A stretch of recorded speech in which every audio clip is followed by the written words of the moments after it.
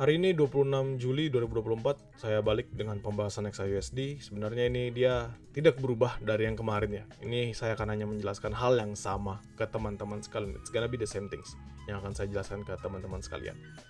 Oke, first kita balik Saxo, kita cek by the daily, kita ngelihat bagaimana pergerakan daily-nya dulu kemarin. Kita lihat di sini ya teman-teman, daily-nya drop, mecah dari base. Ini kan base yang saya bentuk ya. 2412 sampai 2384 dia break this base level, dia drop kencang signifikan dan saat ini dia bergerak di bawah dari base tersebut. Artinya apa? Potensial dia melanjutkan penurunan itu masih terbuka lebar. Dan menurut saya nanti ditunjukkan dengan hasil data dari PC Price Index. If this level still good news, ya ini masih mengalami good news. So, teman-teman masih akan ngelihat gold ini akan tertekan. Sampai sejauh apa tertekannya kalau kita ngomongin basically dalam daily-nya aja. Ya, kalau teman-teman lihat dalam daily-nya aja. Saya ngelihat dia bisa ke 2330 ya. 2350 kan 2350-an kan sudah di hit ya semalam. Jadi ke 2330 tuh potensial banget dia bisa nge-hit ke sana seandainya nanti malam pun juga ada datanya good news. Dan kalau misalnya kita ngomongin di daily ini memang strong bearish ya. Ini teman-teman bisa perhatikan di level strong bearish, drop, base drop dan di sini dia ketahan dulu sebelum nanti melanjutkan dropnya. It's actually hal yang wajar ya. Dia ketahan di level karena ada order block previous order block di sini yaitu di 2350-an itu ya. Jadi 2356 sampai 2348. Wajar dia ketahan lama dan menurut saya ini jadi patokan nanti ke depannya untuk nge-buy. Saya akan cari buy di area tersebut untuk bisa mempertahankan pergerakan dari gold.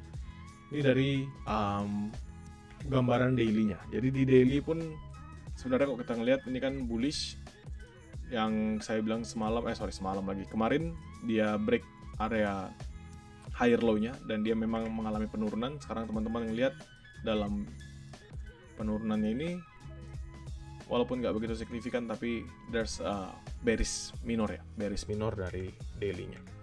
Oke, sekarang saya akan balik ke Oanda. Kita bahas dari H4 dulu. Di H4 teman-teman juga bisa ngeliat hal yang sama ya, bahwa memang momentumnya dropping tapi ada yang menarik loh teman-teman. Bahwa selama dia di H4 memang volatility-nya cukup signifikan tapi dia selalu close di area 2363. Ya, almost selalu close di 2363. Di sini dia close-nya 2362, lebih bawah dikit.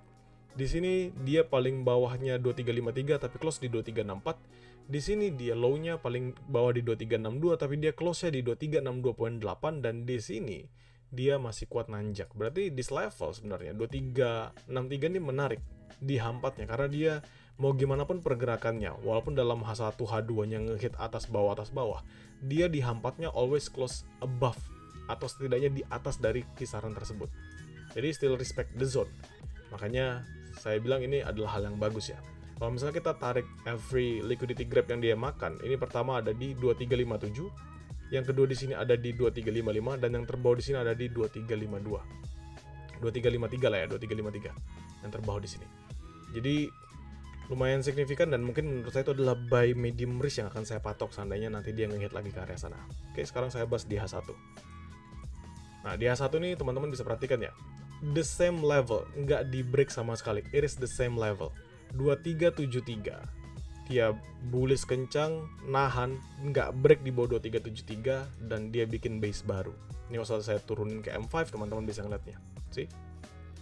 Ya, di M5 teman-teman bisa kelihatan. Kalau di sini sampai 2371 lah, di M5 ini ada hidden base-nya. Tapi kalau di H1-nya dia nggak break balik di bawah itu. 2373 di H1-nya. Artinya apa? 2373 ini still being my pivot level ya. Masih area pivot saya. Dia nggak akan menentukan apakah gold ini akan makin drop atau enggak selama 2373-nya break dan tidak breakout.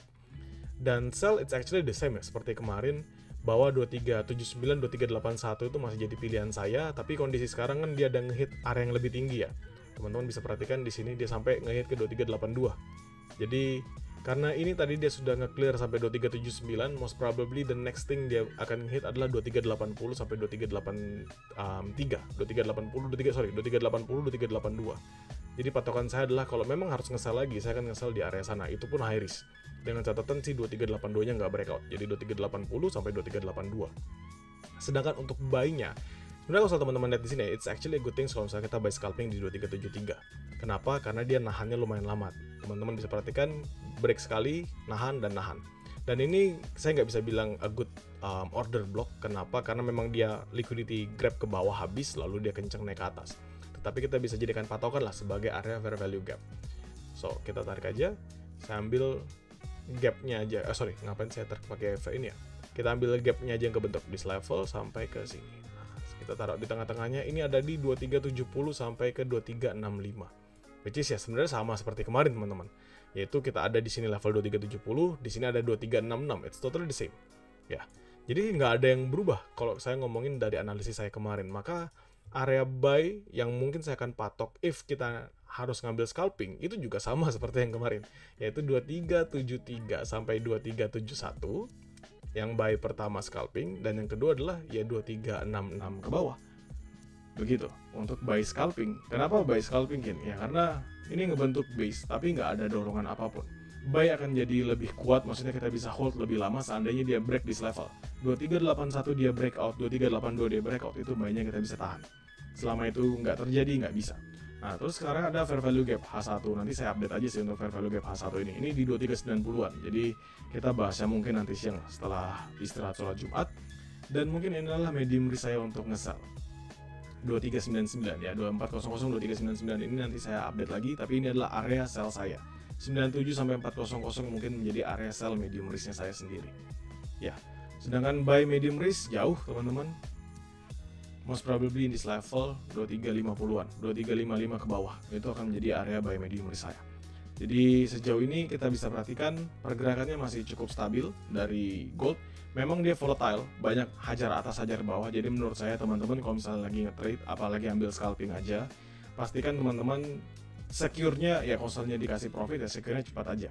15-20 pips, misal teman-teman entry 3-4 layer, 15-20 pips cukup, satu layernya kalian hold aja dulu, sisakan, siapa tahu nanti dikasih bonusan. Tapi kalau kalian cuma entry 1 layer, 1-2 layer, ya udah. Kalau memang harus nge-secure, secure dulu aja, nanti tinggal cari area yang lebih betternya lagi. Kenapa? Karena dalam momen volatility ini, apalagi misal di candlestick ini nih, dia open di 2362, tapi dia low-nya di 2355. Mungkin teman-teman bisa MC. Kalau teman-teman layernya full, terus habis, gak usah MC lah, teman-teman bisa SL. Yaitu teman-teman layering dari 2362 sampai ke 2355 begitu. Yang nyatanya ketika dia close di waktu yang sama, hanya dalam rentang 1 jam, dia close-nya di 2374. Artinya dia ngasih kalian profit 120 pips. Kalau kalian ngebuy-nya hanya sekali di 2362. Begitu. Itu yang ingin saya jelaskan kepada kalian semua ya. Jadi menurut saya untuk sekarang ini market masih volatile, atas bawah aja, nggak gitu berpengaruh. Tadi harusnya saya rilis sinyal sih 2379 ini, tapi karena pagi saya nggak entry, saya nggak trade. Menurut saya nggak perlu lah saya juga ngerilis ke kalian, apalagi saya nggak entry, begitu. Dan sekarang patokan saya sederhana, nanti saya akan share juga mapping di dalam teman-teman sekalian di grup, baik itu di grup ataupun di publik karena hari Jumat. Dan nanti teman-teman bisa manfaatkan zone tersebut sebagai referensi trade kalian. Pastikan kalian trade menggunakan mapping ini sebagai referensi dan jadikan referensi ini dan nanti kalian sesuaikan bersamaan dengan metode yang kalian jalankan. So, thank you ya buat teman-teman.